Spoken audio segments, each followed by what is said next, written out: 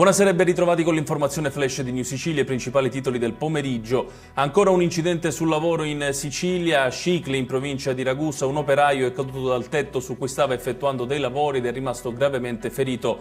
L'uomo, un 44enne di Comiso, è stato trasportato in elisoccorso all'ospedale Cannizzaro di Catania.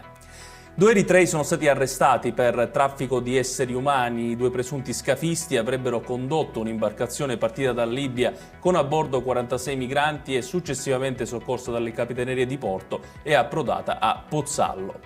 Passiamo allo sport e in particolare al calcio, con l'ufficialità del divorzio fra il Palermo e Leandro Rinaudo, ormai ex DS della società rosanero. In pole per sostituire Rinaudo ci sarebbe Morgan De Santis.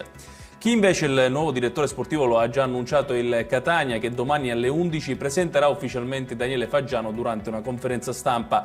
Catania che continua la ricerca del nuovo allenatore, i nomi sono quelli di Mimmo Toscano e Pippo Inzaghi. Chiudiamo con il meteo, un campo di alte pressioni abbraccerà la Sicilia nella giornata di domani, portando tempo stabile e assolato in tutta la regione, temperature in netto rialzo con le massime che supereranno i 30 gradi in diverse province. Ed è tutto per questa edizione, tutti i dettagli su queste notizie li trovate come sempre sul nostro sito www.newsicilia.it. Grazie per averci seguito e arrivederci.